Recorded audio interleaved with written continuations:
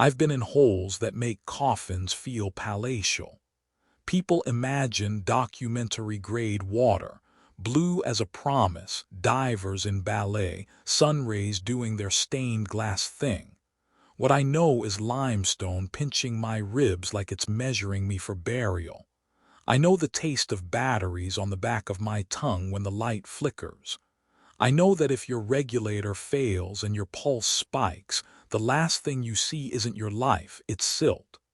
At 12:03 a.m., my phone vibrated across the kitchen counter, arrowing toward the edge like it wanted out. Dispatch, I palmed it before it leapt. 3 overdue, the voice said. Limestone system 30 miles west. Locals call it Stone Chorus. Rangers on scene say the flow's odd. Odd how? A pause, paper shuffling. They say the cave breathes. Caves breathe, I said, already pulling the kit list out of my head and into my duffel. Temperature equalizing, pressure gradients. You know the drill. This isn't the drill, dispatch said. They also forwarded a partial distress. You'll want to hear it. I heard it in the truck, wheel rumble, DAN02 kit buckled in beside me, and between them static laced with human ruin. 3 voices slopping through stone and distance, gulping, begging. Then a 4th, higher and clean as a cut. Don't bring it back out with you. The words stuck like a fishbone. Harris was already there when I rolled in, shoulders like an anvil and a neck that looked poured. He gave me the look he always gave, the one that said you're here on time, which is late. Wait where you want it, he said by way of hello. He never asked how I was. He asked about the thing that would kill me fastest. 26, I said. Trim pockets half. Leon nodded like he'd been told a secret. He had the eagerness of a Labrador and the eyes of someone who'd never dragged a full-grown man by a harness through a slot tighter than a mailbox. Good diver. Not yet broken in by bodies. 2 rangers hovered by the gear crates, steaming cups going cold in their hands. One looked like leather stretched over broomsticks, skin weathered to the color of store coffee. Wind's wrong in that hole, he said softly, as if loud might wake it. Sometimes it pulls like a lung. Sometimes it pushes. Ain't tide, too far from the gulf, it's the cave. I smiled without teeth. We'll treat it like tide anyway. He watched me like a father watches a door close on a kid who swears he's fine. Harris ran the brief like he'd run it 100 times because he had. Entrance squeeze for 40 meters, corkscrew tunnel, an open chamber locals called the maze. Stay on the line, stay in your body, he said. If this drops, stop. If you pop the line, you sing out. No cowboys, we're not heroes, we're hands. Leon's hands couldn't stop fidgeting with his weight belt, a small orbit of nervous fingers. These radios, he said, tapping his full-face mask, they always feel like the ocean's chewing on my words. The ocean chews on all of us, I said. Stone's worse. We kitted up in the kind of silence that clangs. I checked my octopus, purged till the hiss went sweet. Tested my lights, primary, 2 backups. Ran my palm down the guideline coiled neat in Harris's hand, the skinny nylon that would be church and law and life. Touched the slate tucked under my chest D-ring blank but for the grease pencil that could spell us out of a problem if the radio failed. The sky above the entrance was a greasy black. You could hear the cave before you saw it, a deep-throat sigh that fluttered the leaves at the hole's mouth. My lamp made a soft cone of truth. Beyond it was rumor and a night that couldn't be shaken with knives. 1 at a time, Harris said. You lead. Leon on your fins, I'll sweep. If Stone Chorus wants song, it can have mine last. The first shock of water is always a lie. It says cold and you say colder, and then you shake hands on a temperature that will steal you if you let it. I breathed slow, counted the bubbles like coins. The entrance narrowed in a hurry, the rock's shoulders coming in until they crowded my tank and scraped my helmet like teeth. The light shortened to a smear. My world became a foot in front of my fingers and the thin hum of the line. "Breath count?" Harris asked, not because he didn't know mine, but because saying the numbers out loud puts handcuffs on panic. "6 per minute," I said. "Call me out if I race." The squeeze treated us like contraband. There's a place about 15 meters in where the rock pinches like a customs agent with a grudge. I eased a shoulder, rolled the tank an inch, slid. My belly found the floor. My knees turned to ideas. Halfway, my fin snagged. We have a protocol for snags. You pause. You feel with your foot like you're learning a face in the dark. You don't kick. Every impulse I had wanted to donkey kick myself free. I made them all sit. I exhaled slow, let my chest reduce, wriggled back a centimeter. My tank rang against the ceiling, clang like a cruel bell, and a cloud of silt jumped to meet me. Light went brown, then black, then feeling, something touched my shoulders. It wasn't rock. Rock abrades. This slid. Smooth, rubbery, a long, patient drag from one deltoid to the other like a blind man reading a stranger. "Leon," I said into the mask, static. Harris's breath hissed, steady as a metronome. We were 3 bodies and 1 mind, but in that second I was a man in a coffin learning his neighbors. The squeeze spit me into an opening as tight rooms go. I could straighten my arms. The ceiling held pockets of trapped air like coins glued to it, trembling with our wake. I took one of those breaths you feel in your jewelry. If heaven's a pressure change, hell is too. "This?" Harris asked. 10 feet and mean," I said, swinging my beam. "Limestone is an archivist. It catalogs everything that scrapes it. The chamber walls were a library of scrapes. Most were ship normal, tank kisses, careless fin swipes. Then my light walked across a groove that didn't belong. It curved deep and clean, a smile carved by a surgeon. I could have put my thumb in it up to the knuckle.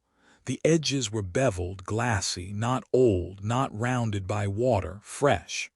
"Marks," I said, "not ours." "Copy," Harris said. "Could be old, keep moving." He always said could be, never is. Language that leaves you a door. My fingers found the groove's edge. It was colder than the rock around it, like it had been kissed by something that ran a fever, opposite of how the world should be. I didn't tell the radio that. I told the radio I was pushing. We found him 40 yards past the chamber, a man jammed into a fissure meant for a fish. His mask had become a fishbowl. His eyes were wrong eggs, the whites bloated blue behind the plastic. His suit wore the same signature as the wall, long arcs, dozens, some threw neoprene into meat. I've hauled panicked divers who clawed their own faces in terror. You learn the look of self-inflicted. This wasn't that. This was pulled. "Mark and move," Harris said. "Survivors first." I opened the bag like a mouth, slid him in, felt his arm float behind him in a way that felt like waving. I didn't think. Thinking is a stairway where every step is a picture of you dying. Hands first, then arms, then zipper. I tied the tag line and left a promise for the rear. "Audio," Leon whispered. "You hear? Knock." It came from nowhere and everywhere, the kind of sound stone makes when it remembers earthquakes. Then again, knock, knock. 3 is the number that shows up in folklore when the door is a bad idea. Our cave codes use 3s too, 3 for distress, 3 for reply. The sound we heard wasn't code, it was cadence, 3 beats in a rhythm that knew about hearts. "Not us," Harris said. "Stay off the walls." We moved. The line turned into religion. I ran it through my thumb and forefinger the way my grandmother used to run rosary beads. And if you think that's melodrama, You've never watched nylon keep time while you decide which way is forward.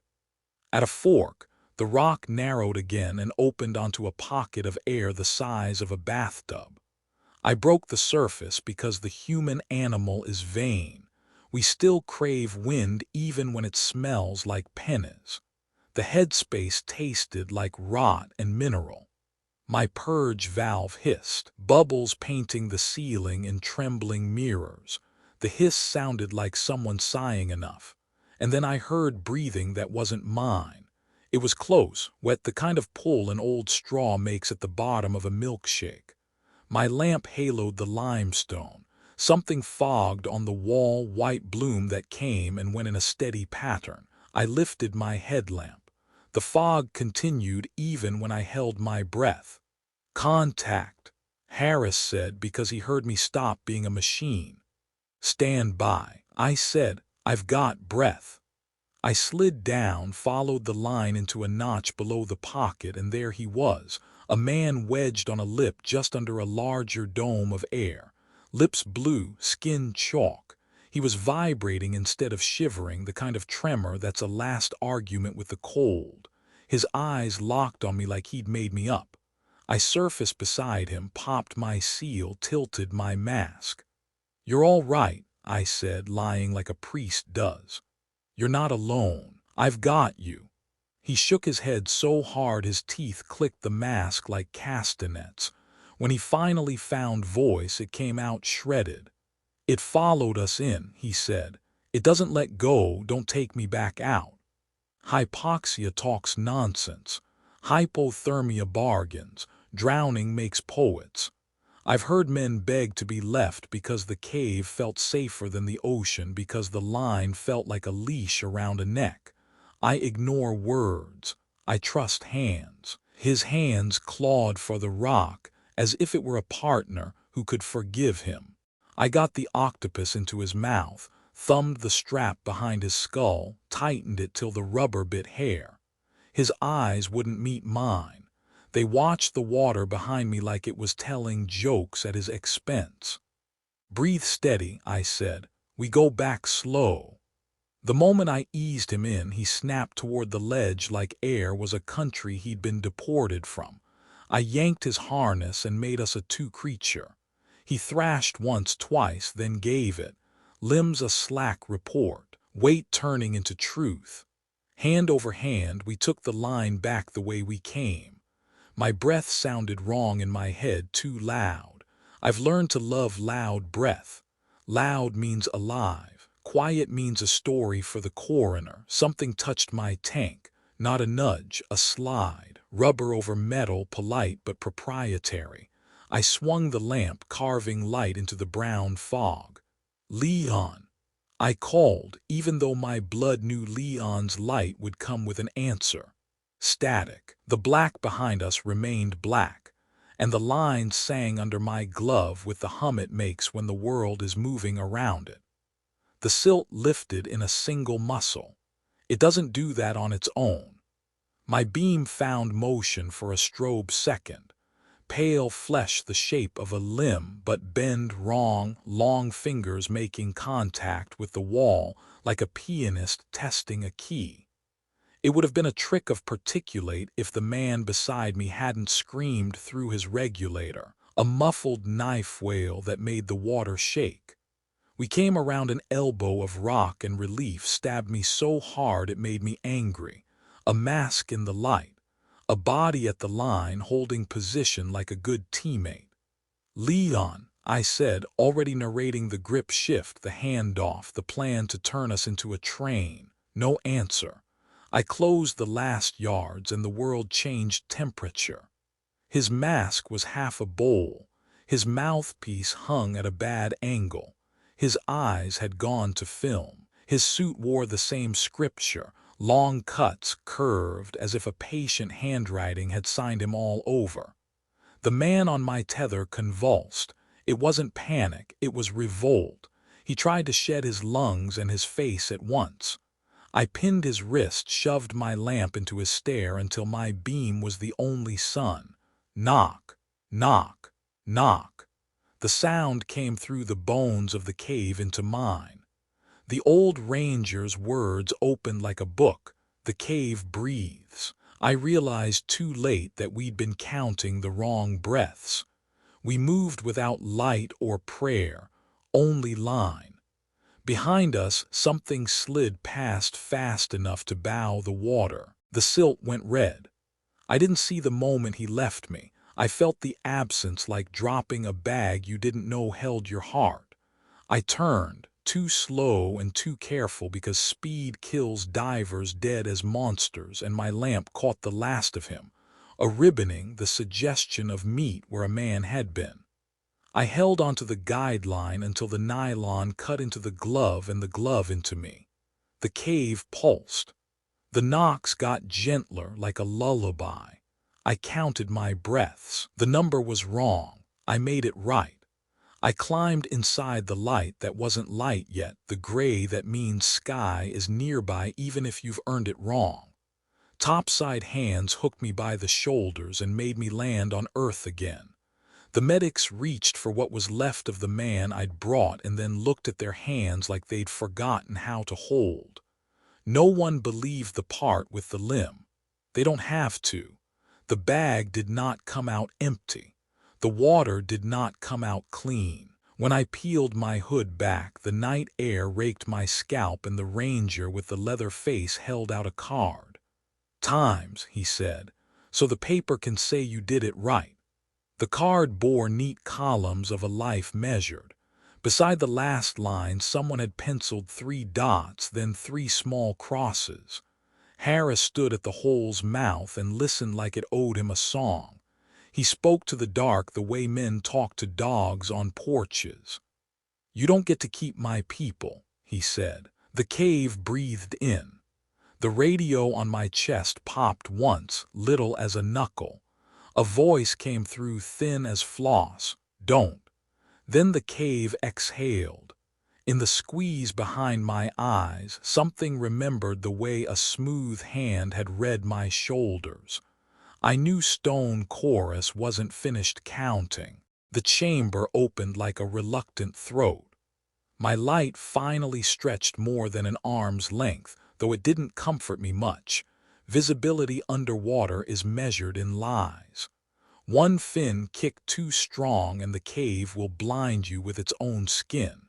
Leon's beam jittered behind me like a nervous dog. Harris's glow steady and irritatingly calm farther back. The guideline thrummed in my gloves. Nylon has no pulse, but I swore it did then. We'd left the survivor's babbled warning, "Don't take me back out," anchored in my head, tucked between my breaths. The only way to cope is compartmentalize.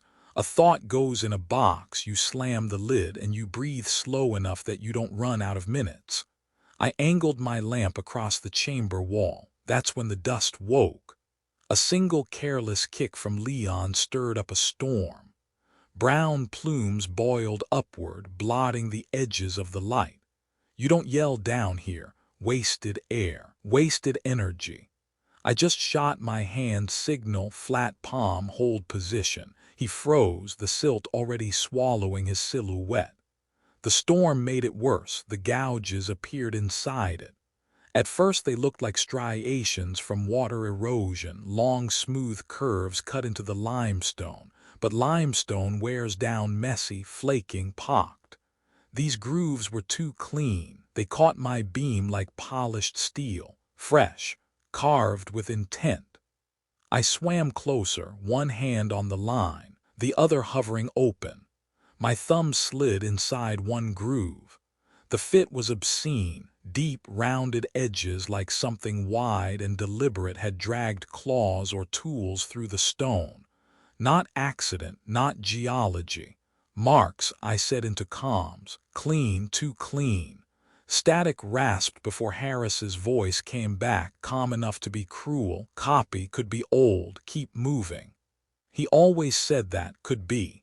Never is. A commander's trick to keep rookies from breaking. Leon's voice cracked over the radio, higher pitched than he wanted. They look like claw marks." "Focus your breathing," Harris replied. Stone doesn't claw, divers scrape, stay sharp. Except divers don't cut stone like butter, and the survivor's suit already shredded matched these curves. My stomach said claw, my brain said don't think it. Then the knocking started. Knock, knock, knock.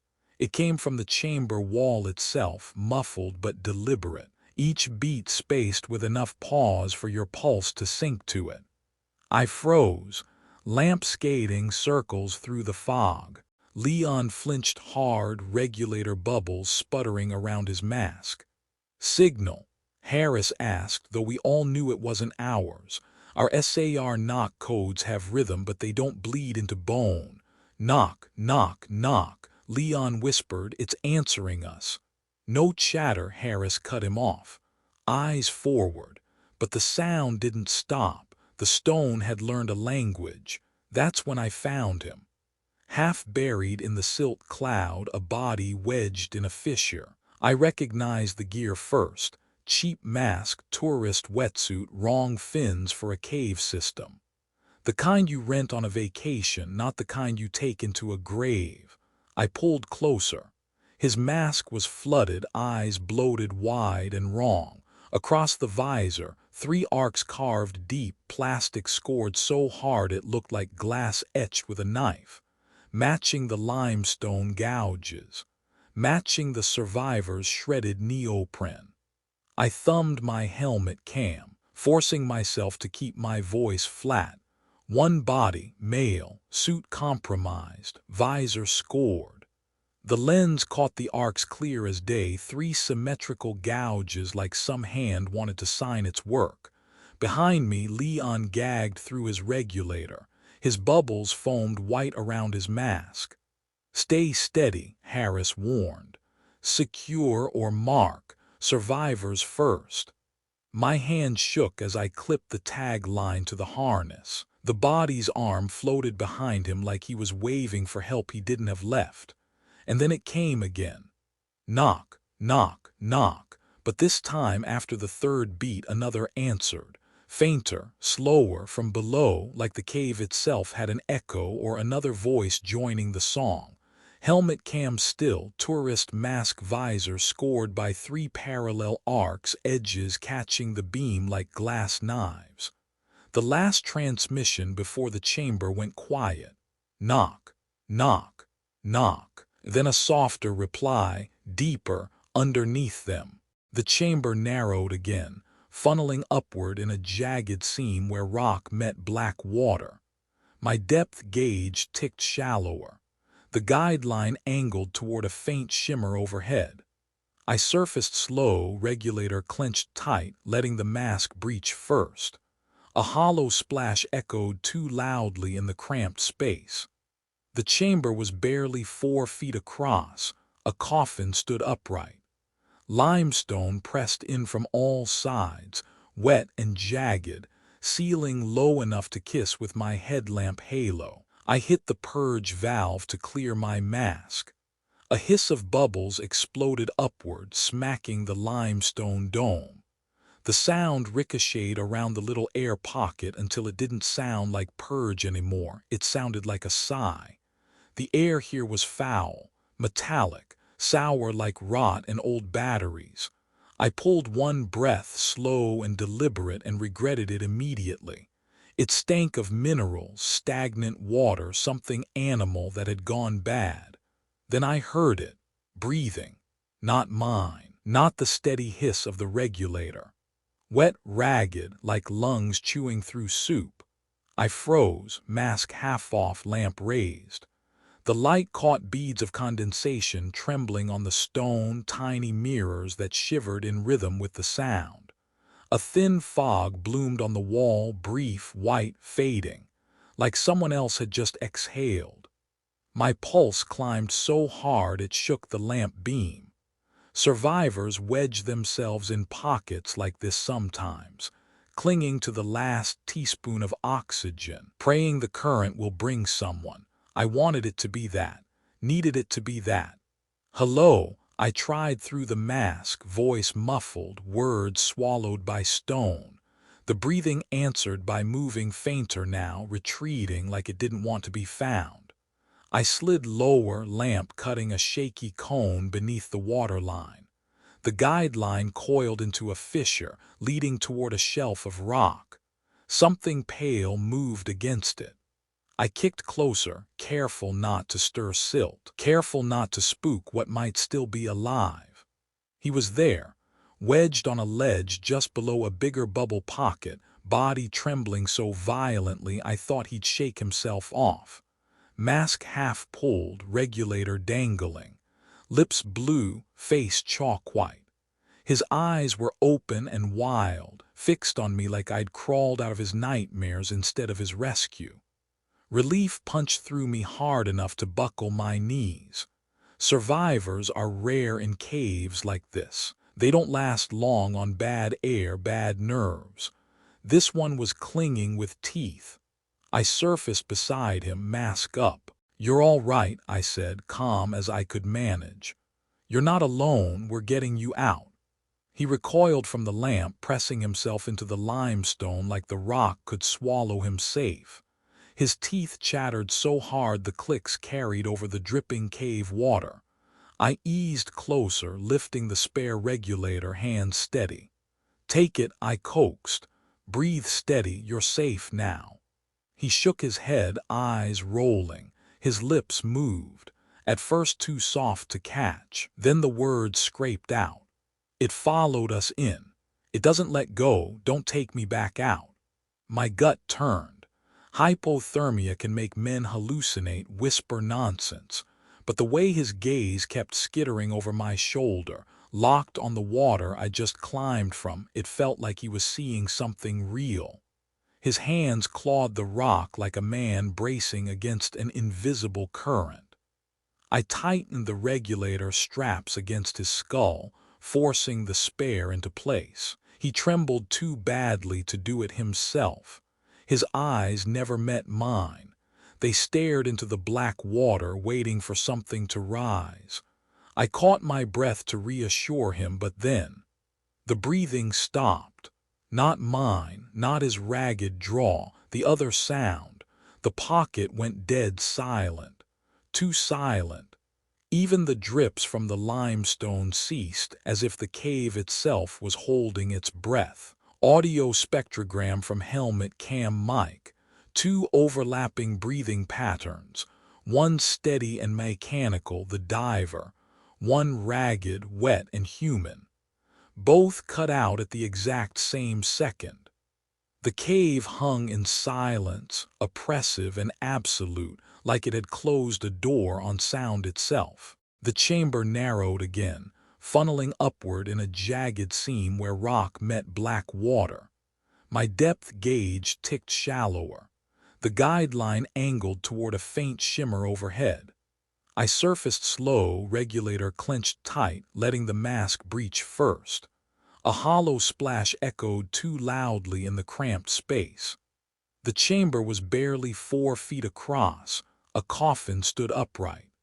Limestone pressed in from all sides, wet and jagged, ceiling low enough to kiss with my headlamp halo. I hit the purge valve to clear my mask. A hiss of bubbles exploded upward, smacking the limestone dome. The sound ricocheted around the little air pocket until it didn't sound like purge anymore. It sounded like a sigh. The air here was foul, metallic, sour like rot and old batteries. I pulled one breath, slow and deliberate, and regretted it immediately. It stank of minerals, stagnant water, something animal that had gone bad. Then I heard it, breathing. Not mine, not the steady hiss of the regulator. Wet, ragged, like lungs chewing through soup. I froze, mask half off, lamp raised. The light caught beads of condensation trembling on the stone, tiny mirrors that shivered in rhythm with the sound. A thin fog bloomed on the wall, brief, white, fading, like someone else had just exhaled. My pulse climbed so hard it shook the lamp beam. Survivors wedge themselves in pockets like this sometimes, clinging to the last teaspoon of oxygen, praying the current will bring someone. I wanted it to be that, needed it to be that. "Hello," I tried through the mask, voice muffled, words swallowed by stone. The breathing answered by moving fainter now, retreating like it didn't want to be found. I slid lower, lamp cutting a shaky cone beneath the waterline. The guideline coiled into a fissure, leading toward a shelf of rock. Something pale moved against it. I kicked closer, careful not to stir silt, careful not to spook what might still be alive. He was there, wedged on a ledge just below a bigger bubble pocket, body trembling so violently I thought he'd shake himself off. Mask half pulled, regulator dangling. Lips blue, face chalk white. His eyes were open and wild, fixed on me like I'd crawled out of his nightmares instead of his rescue. Relief punched through me hard enough to buckle my knees. Survivors are rare in caves like this. They don't last long on bad air, bad nerves. This one was clinging with teeth. I surfaced beside him, mask up. "You're all right," I said, calm as I could manage. "You're not alone, we're getting you out." He recoiled from the lamp, pressing himself into the limestone like the rock could swallow him safe. His teeth chattered so hard the clicks carried over the dripping cave water. I eased closer, lifting the spare regulator, hands steady. "Take it," I coaxed. "Breathe steady, you're safe now." He shook his head, eyes rolling. His lips moved, at first too soft to catch. Then the words scraped out. "It followed us in. It doesn't let go, don't take me back out." My gut turned. Hypothermia can make men hallucinate, whisper nonsense. But the way his gaze kept skittering over my shoulder, locked on the water I just climbed from, it felt like he was seeing something real. His hands clawed the rock like a man bracing against an invisible current. I tightened the regulator straps against his skull, forcing the spare into place. He trembled too badly to do it himself. His eyes never met mine. They stared into the black water, waiting for something to rise. I caught my breath to reassure him, but then the breathing stopped. Not mine, not his ragged drawl, the other sound. The pocket went dead silent. Too silent. Even the drips from the limestone ceased, as if the cave itself was holding its breath. Audio spectrogram from helmet cam mic. 2 overlapping breathing patterns. One steady and mechanical, the diver. One ragged, wet, and human. Both cut out at the exact same second. The cave hung in silence, oppressive and absolute, like it had closed a door on sound itself. Leon hung in the water like a puppet whose strings had been cut, mask half flooded, body scribbled with those impossible gouges. My lamp caught his face long enough to brand the image into memory. Then the silt boiled up and erased him. The survivor convulsed in my grip.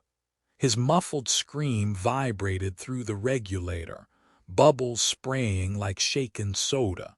He wanted away from Leon's ruined silhouette, but there was nowhere to go except deeper into stone chorus. "Keep moving," Harris ordered, his voice too steady in my ears. I pulled forward, hand over hand, every inch of the guideline a lifeline. My knuckles cramped from clenching it too tight. The nylon trembled. At first I thought it was just me, nerves traveling through glove to line. But then it shivered again, sharp, deliberate, like a plucked string. I froze. The water around me shifted. A current pressed against my left side, strong enough to tilt me into the wall. Then, without warning, it reversed, pulled back the other way. Caves don't do that. Underground water is steady, predictable. Here it was switching directions like tide, but we were 30 miles from the sea. Rock dust sifted loose from the ceiling, drifting upward, not down, up. My depth gauge hiccuped. The needle jerked, dipped, then climbed again in tiny spasms. micro spikes that made no physical sense. My pressure log ticked like a nervous clock. That's when the knocks returned. Knock, knock, knock, not echo this time, direct, close. They synced with my heartbeat until I couldn't tell which was mine and which was stone. The survivor felt it too. He jerked against me, arms thrashing, regulator nearly torn out. I locked my grip on his harness, but his whole body was trying to wriggle away as if the sound itself hurt him. I pulled him tighter, pressing him against me like a child in a storm.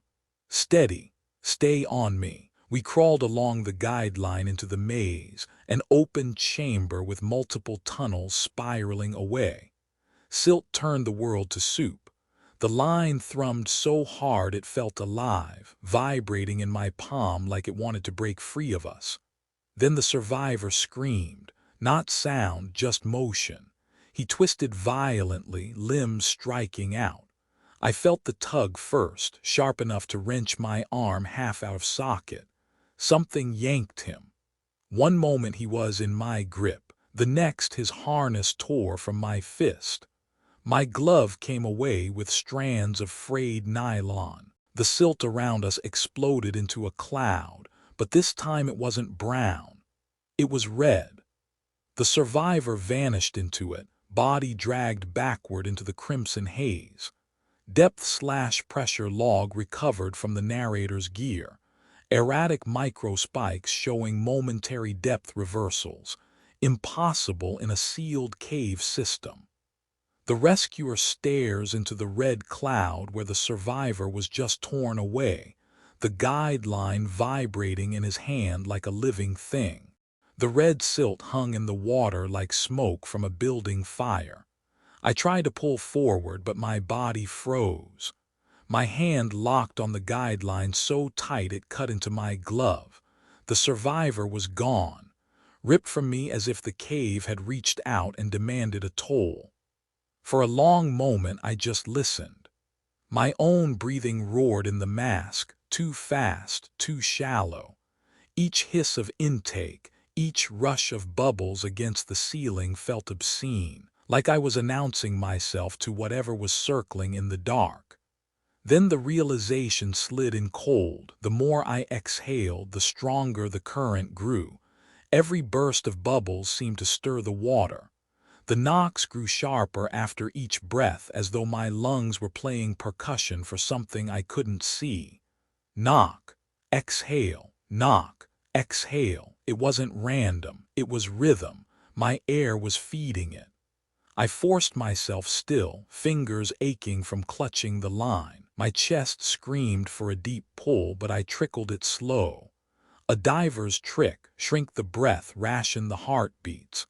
I wrote it on my slate with the grease pencil, hand shaking hard enough to smear the letters. Count breaths. The bubbles thinned, rose softer. For the first time since I dropped into stone chorus, the water around me calmed. Leon's body was gone from the line. The survivor had been shredded in red haze. But the knocks eased, as if something further back in the maze was listening, waiting, calculating. Status. Harris's voice came low, static, chewing the edges. I couldn't bring myself to answer. Talking was breathing, and breathing was payment. Instead, I pulled forward slowly, dragging myself inch by inch. The line hummed under my fingers, no longer thrashing, just vibrating with something's patience. My depth gauge ticked steady again, though every time I exhaled I swore I felt pressure build against my chest, like the cave wanted me to keep giving more. Breath tax, that's what my brain called it. Every lungful an offering, every exhale buying me one more meter of safety. I moved into a new shaft, limestone scraping my tank. The silt settled. My lamp cut narrow beams through still water. For a second I thought maybe the rhythm had broken, maybe I'd paid enough. Then my beacon pinged. A soft chirp in my ear, tinny and sharp. Not mine, not Leon's, Harris. But the signal wasn't coming from behind me. It pulsed from ahead, deeper into the maze. Worse.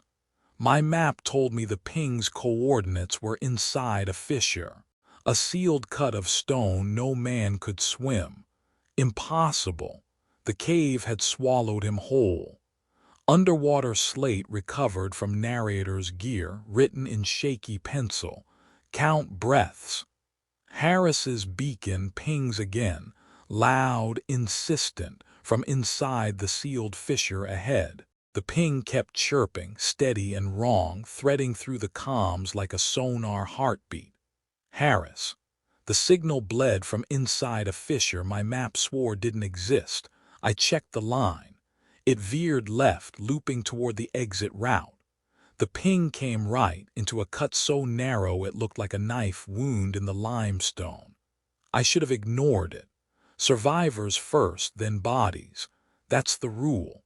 But rules don't mean much when you hear your commander's beacon calling from inside solid rock. I clipped off a marker on the main line, steadied my breath, and turned into the cut. The fissure swallowed me at once. My shoulders scraped, tank clanged, light bounced in stutters. Within 2 body lengths visibility collapsed into nothing. The silt here wasn't stirred by me. It seemed to generate itself as if the rock exhaled grit. I switched to touch navigation. Left hand on the guideline trailing behind me, right hand probing forward, inch by inch. My glove snagged on something sharp, limestone biting through fabric. I pulled back and felt water rush cold over bare skin. The fingertip had torn clean off. Now it was skin to stone. I slid forward, stomach grinding against the floor, knees dragging in grooves that felt too smooth. Limestone should be rough, abrasive. This felt polished, like glass bent in spirals. A corkscrew cut, unnaturally precise, as if something had bored its way through with surgical patience. The beacon chirped again, louder now, as though I were crawling directly toward Harris's chest rig. But the line in my left hand told a different story. My data logger fed distance readings that didn't match. According to the line, I'd traveled maybe 12 feet. According to the logger, I was 50 yards deeper than physics allowed. I forced my breathing to stay slow, bubbles trickling upward in miser's portions. Every exhale echoed too long, like the tunnel had swallowed the sound and rolled it back at me. The corkscrew narrowed further. I had to tilt the tank sideways just to pass. My bare fingertip pressed against the wall, tracing the smooth spiral. It felt warm, not water warm, body warm. The ping chirped right in my ear. I swung the lamp forward. There it was. A glove wedged deep in the spiral, fingertips caught between stone curls. Black neoprene, military cut. Edges frayed where the limestone had chewed, but not aged, fresh. I reached out, heart hammering. My bare finger brushed it. The glove was still warm. Data logger printout. Distance discrepancy showing the diver had traveled -12 ft by line, but -150 ft by sonar/depth calculation. Impossible inside the fissure. Harris's glove, wedged in the rock, still holding residual warmth, as if it had just been pulled off a living hand. Harris's glove was still warm when the knock started again. Knock, knock, knock. I froze, hand hovering over the neoprene caught in the spiral. My comms hissed with static. No Harris, no Leon, just the cave talking through stone. The training is clear. Knocks mean people. SAR protocols rely on sound when visibility dies. 3 knocks for distress, 3 in reply, then a pause. Repeat until you find each other. But the rhythm I heard was wrong. It was almost right, almost. The timing stretched too long between beats, like someone learning the code from memory instead of experience. Knock. Pause too long, knock. Pause too short, knock. I forced myself to back away from the spiral, fingers still trembling from the warmth in the glove. My slate drifted up on its bungee. I scribbled a note. Don't answer. The urge clawed at me anyway. Years of drilled-in muscle memory, the reflex to respond when another diver calls. Every beat said human in trouble. Every pause said reach back, give them a line, a hand, a breath. The beacon pinged again, Harris's signature, loud and close, as if daring me to believe it. Knock, knock, knock. My thumb twitched on the tank valve, ready to rap metal against limestone. That's when I realized the knocks were syncing to my breathing. Inhale, beat. Exhale, beat. Heart, beat. The cave was using me as a metronome. No chatter, I whispered into the mask, but the words came out for me, not Harris. I couldn't trust the radio anymore, couldn't trust the sounds. Knock, knock, knock. I clamped my free hand on the line, nails digging through glove into nylon, anchoring myself. Then I made a mistake. I lifted my hand an inch, intending to knock once against the tank. Just once. A controlled test, the way we'd probe for lost divers. But before I moved, before my knuckles even touched steel, the cave answered. Knock.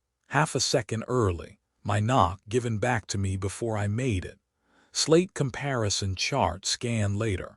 Official SAR knock codes vs the distorted sequence recorded in the helmet cam. The timings are all off by fractions of a second. Close enough to fool instinct, wrong enough to prove inhuman.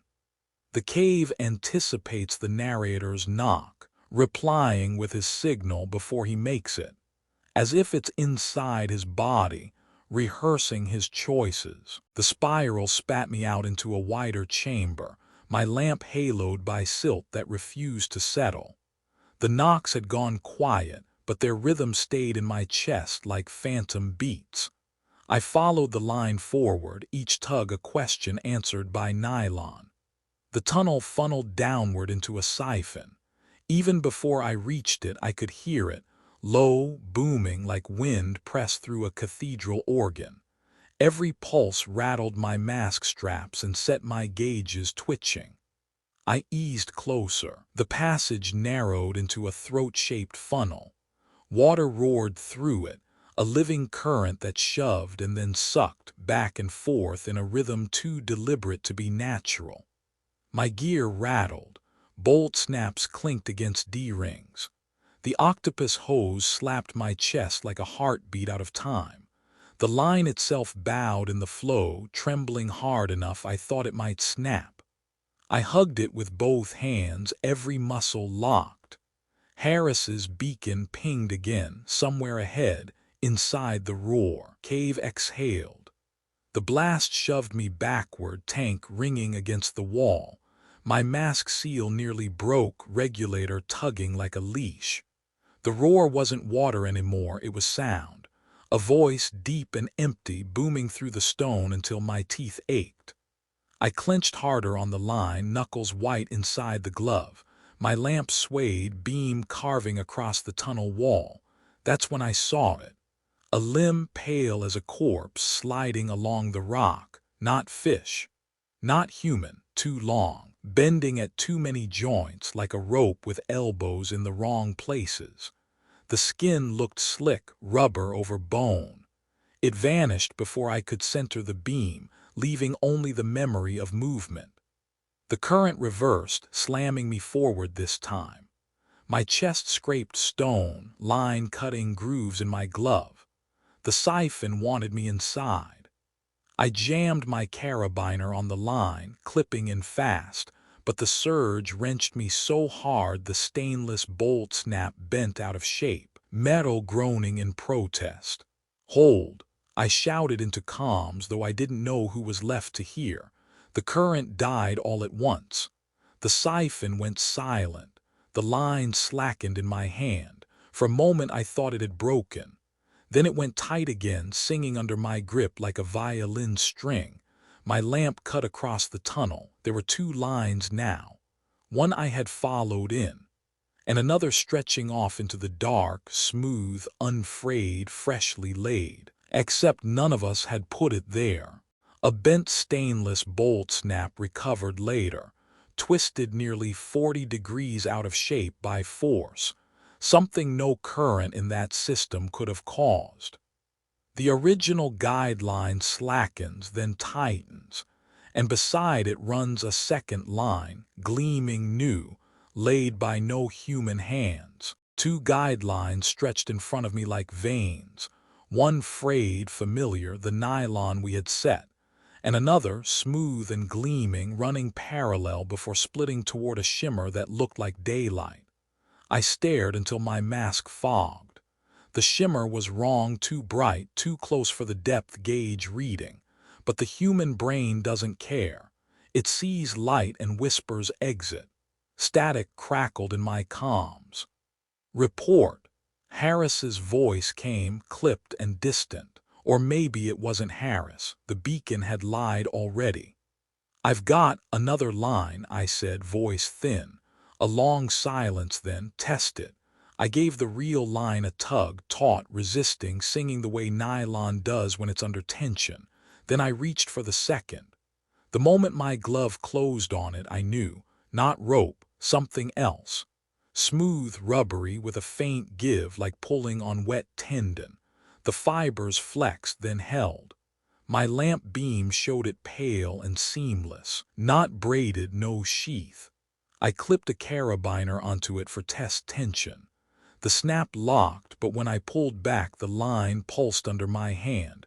Not just vibration, a throb, like something alive. I let go fast. My glove hand kept tingling, phantom pulse still running in the fingers. Negative, I said into comms, voice shaking. Not ours. Static swallowed the reply. The shimmer of daylight glowed at the far end of the false line, swaying faintly, almost inviting.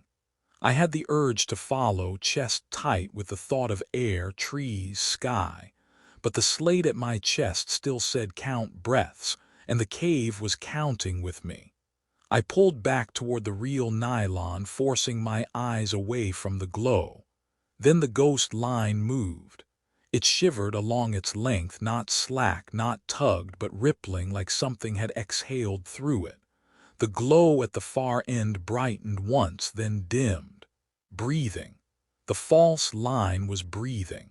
A fiber sample scraped from the false line, analyzed later. Not nylon, not polymer. Structure closer to keratin and collagen. Organic. The false line ripples and breathes under the narrator's hand, leading toward an impossible glow of daylight. My SPG needle ticked down, steady and merciless. Every diver knows the gospel, 1/3 in, 1/3 out, 1/3 in reserve. The rule of thirds keeps you alive. But Stone Chorus doesn't care about rules. I checked again. Pressure was bleeding faster than it should have. Even with my slowed breathing, the gauge dropped like I'd sprung a leak. Except no bubbles escaped, just the cave taking its cut. Breath tax. I unclipped my stage bottle, the contingency I'd dropped earlier for the return trip. The rock ledge where I'd tied it was bare. Only the nylon net remained, dangling from the clip, slashed open. The bottle was gone. Something had taken it, or worse, replaced it. I ran a hand over the net. The edges weren't cut by a knife or torn by current. They were shredded from the inside, fibers curled outward as if the metal cylinder had pushed itself out. I pulled my slate and wrote, hand shaking. Air is currency. Behind me, the guideline trembled again. I didn't dare look back at the false line, still glowing faintly, swaying like a lantern in current that didn't exist. My regulator hissed, every exhale sounding louder, like the cave leaned closer each time I gave it another bubble. I forced myself to do the math. Tank pressure dropping below turn pressure. At this rate, I wouldn't make it to daylight if I kept chasing Harris's beacon deeper. but leaving meant writing him off, body or not. The ping chirped again, louder now, impossible distance closing. My data logger screamed nonsense. Harris was moving inside the sealed fissures, deeper with every breath I gave up. My chest ached with the choice, go deeper and die with him or turn back and let him be swallowed alone. Static cracked in my comms. My name, distorted, came through in Harris's voice. Don't. One syllable, ragged, like it had traveled miles of stone to reach me. Then silence. Stage bottle netting recovered later, edges shredded outward as though the cylinder inside had forced its way out. A distant radio whisper, Harris's voice saying don't, before cutting out forever. The tunnel widened without warning, my lamp beam swelling into a space so vast the water swallowed it whole. For the first time all night, I felt small enough to disappear without a ripple. The chamber's walls glowed faintly, not from light but from marks. Names, hundreds, maybe thousands, scratched, gouged, etched into the limestone. Some modern, carved by knife or tank valve. R. Lopez 1983. J. Chen 2001. Others older, letters warped by centuries of mineral flow. Latin prayers, German psalms. Symbols I couldn't place, circles slashed with X's, repeating over and over. A ledger, not just of the dead, but of those who had bargained. I drifted closer, fingers brushing one of the carvings. The edges were polished, not eroded. Recent. Someone else had been here within months, maybe weeks. My lamp caught a section of wall darker than the rest. Words scratched in frantic English, half lost to algae. Confession halts the pursuit.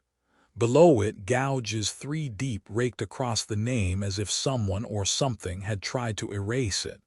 I tilted my mask toward the ceiling. More marks spiraled upward, etched higher than any diver could reach. Breath bubbles rose to them, bursting against the glyphs in threes. Knock, knock, knock. The cave was keeping count. My data logger beeped in my chest pocket, screaming contradictions. According to sonar, the chamber was only 20 feet across, but I floated in black that swallowed my lamp, no end in sight. I scribbled on my slate, room of names, /X confession note. The urge to add my own name gnawed at me. My hand reached for the grease pencil without permission. Some part of me thought writing it might buy me air, buy me one more hour of life. Like paying a bill, that's when the knocks returned. Knock, knock, knock. But this time, they didn't echo the chamber, they answered the carvings. Each beat seemed to land directly on one of the names, like the cave was reciting its roll call. I pressed myself against the wall, breath shallow, bubbles stingy. And then for the first time the knocks broke rhythm. A fourth knock. It echoed wrong, long, deeper. My chest seized. That wasn't cave resonance, it was inside my mask. I ripped my lamp upward. Condensation streaked across the glass, fogging like breath. Not mine. A rubbing from the wall later recovered.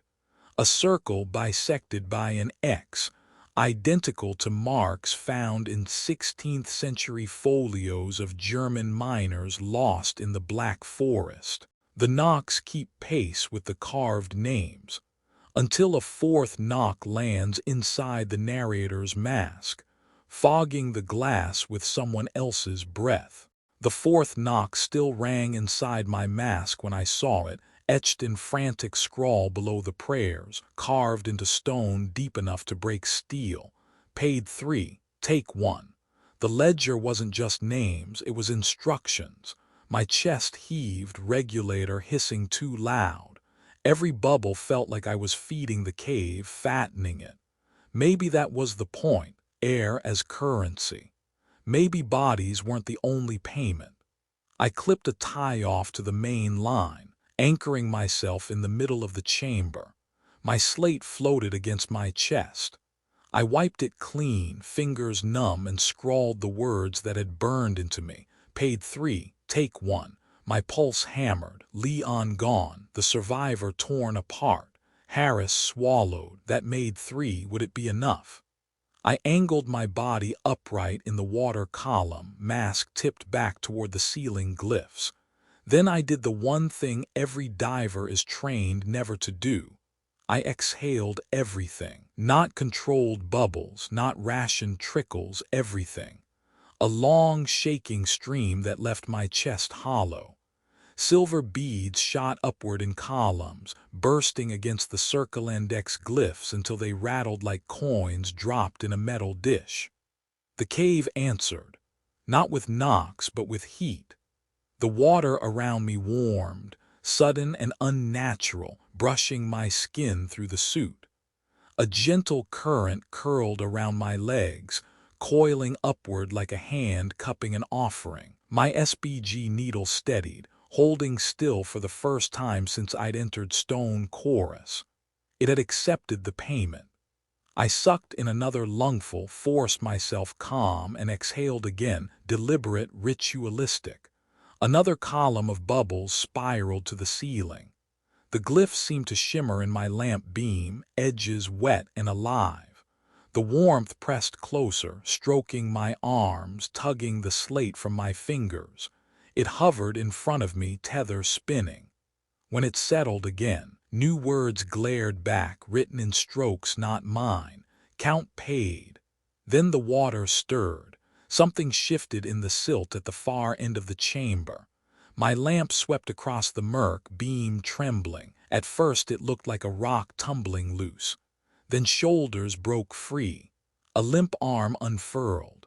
A body rose slowly from the floor, ascending as if guided by invisible hands.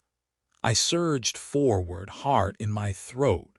For a moment, for one breath, I thought it was Harris. But the lamp cut across the face and my stomach turned to stone. Not Harris, someone else. The narrator's slate later recovered with jagged script. Paid 3, take 1. Half of the letters carved deeper, as though written by another hand pressing through the pencil. A body rises gently from the silt in answer to the trade. But when the lamp finds the face, it is not Harris. The body I'd bought drifted behind me like a flag in no current, limp face hidden by silt. I couldn't look at it again. The trade had been accepted, at least for now, and the cave felt sated. That was the only reason I still had air in my tank. The chamber funneled back into a fissure, the same squeeze I had fought through hours or minutes ago. Narrow, black, a coffin tilted on its side. I clipped the line to my chest D-ring, double-checking every knot as if nylon alone was prayer enough. Then I dropped prone and began to crawl. One hand forward, fingers brushing for the rope. One knee grinding forward, rock kissing neoprene until sparks danced in my nerves. No room for fins, no room for mistakes. The silt had settled into a powder so fine even a careless exhale might blind me. I clamped my breathing down to Miser's rations, counting silently with each hiss and bubble.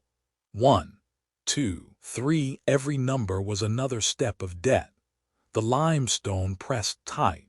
My helmet scraped, metal teeth screeching against stone. I reached up and dragged my knife across the ceiling, marking the high points like breadcrumbs. Each scratch was a map, each spark a reminder, here. This is where you'll bleed if you're not careful on the way out. Halfway, my tank snagged again. The same choke point that had trapped me before. My pulse raced, regulator hiss surging, bubbles rushing. Panic clawed at me like claws on the mask. Slow, slow, I exhaled everything, chest hollowing. My ribs shrank just enough to slide forward, raw stone scraping my suit, skin burning underneath. The line hummed under my glove, not vibration, not current. A hum like a plucked string carrying a note. It traveled through nylon into my bones, my teeth rattled with it. I froze, face pressed to cold rock. The knock started again. Not behind, not above, ahead. Knock, knock, knock. The sound moved forward, echoing down the squeeze as if something was leading me or luring me. And when I finally shoved free, helmet banging into open space, the truth chilled me deeper than the water ever had. The knocks weren't inside the cave anymore. They were outside, waiting. Helmet scratch map, deep gouges left by the diver's own knife, marking the squeeze high points. Later divers reported the marks moved between attempts. Some gouges appeared fresh even after the chamber was sealed. The knocks lead ahead of the narrator, beyond the cave itself, waiting outside in the open world. I broke surface, half drowned, half mad, coughing red into ranger hands. The air outside tasted wrong, cleaner than the cave, but thin, untrustworthy. I expected the knocks to follow me up through the limestone, but instead they kept a beat in my chest, ghost metronome I couldn't shake. The rangers pulled me into a heated tent pitched by the bank. Medics stripped the suit, checked vitals, scribbled notes. County brass circled with clipboards, wanting numbers, not confessions. And in the corner, leaning against a crate of survey maps, a folklorist with owl eyes and too many notebooks. He'd been waiting for someone like me. I told them everything. The gouges, the survivors' words, the red silt, the room of names, the ledger's bargain, the air as currency tax. The folklorist leaned forward, eyes bright. Breath tax, he repeated like he was tasting the phrase. It matches reports from Mexican cenotes. Old divers said their bubbles summoned something that lived in the rock. In Appalachia, too, they warned, don't overpay. One of the county men snorted. We're not writing ghost stories here, we're closing unstable limestone. I shoved the artifact bag onto the folding table. Inside, the bent bolt snapped, the frayed harness, the slate scrawled count breaths. Seal it, I said, voice hoarse. Every shaft, every throat, pour concrete until it drowns. If you don't, people will keep feeding it, and it won't stay under forever. The ranger with the leather face, same one who'd warned me about the breathing, nodded grimly. We've lost too many already, it needs to stay shut. But the brass shook their heads. Budget, liability, public curiosity. They stamped the order, closure temporary, just enough to appease the papers. I wanted to scream. I wanted to drag them down there and let them hear the knocks themselves. The folklorist whispered instead, ceilings never hold, stories always leak. He was right. 3 days later, before the concrete trucks even arrived, a tourist group crawled in through a dry side shaft, teenagers with ring lights and a phone on selfie stick.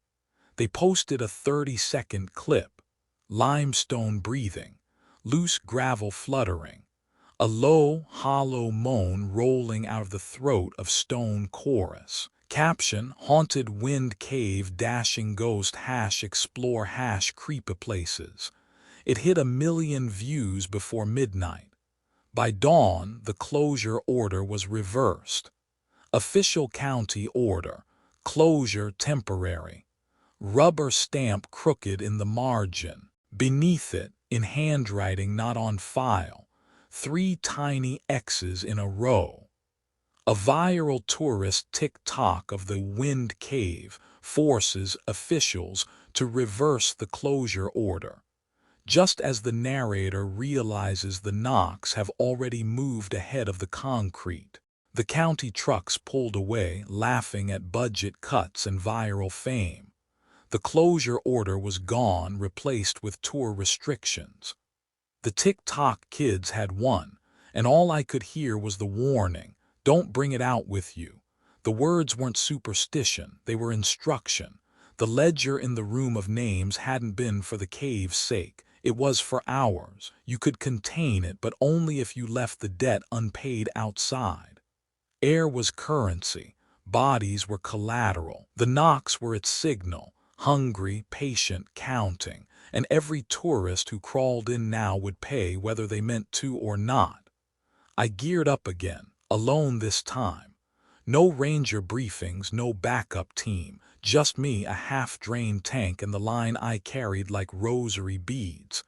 This wasn't a rescue anymore. It was a sealing. The squeeze bit me raw, scraping every scar from before. The maze yawned wider, red silt still faint on the walls. The room of names glimmered with its impossible graffiti, circle and deck staring like eyes. The ledger note floated in my mind, paid 3, take 1. But I had no bodies left to trade, only my own breath, so I offered it. I clipped off mid-chamber, exhaled every ounce, lungs burning hollow. I forced the bubbles downward, purging not to the ceiling but into the silt, shoving my regulator against the floor until the air sank like coins pressed into mud. The knocks surged once, hungry, eager, then faltered. I exhaled again and again. My chest screamed, vision tunneling, depth gauge jittering, but the cave quieted, the water stilled, the hum in the line died away. For the first time since Stone Chorus opened its throat, it sounded full, not empty, full. I pulled my slate one last time, scribbling through the blur, never bring IT out. My radio blinked red with low power. I pressed the mic, voice shaking. If anyone hears this, the cave isn't breathing anymore. Don't open it again. Don't. The signal cut with a squeal of static. My lamp flickered, my lungs locked. The slate slipped from my glove and vanished into silt. Then silence, perfect silence, for a long time nothing, and then knock, knock, knock, soft, final, and nothing else. Recovered from the recorder on the diver's chest, a short final message. The cave isn't breathing anymore. Don't open it again. Don't. Static. The cave goes quiet, but so does the narrator's radio. All that remains on the recording are 3 soft knocks, then absolute silence.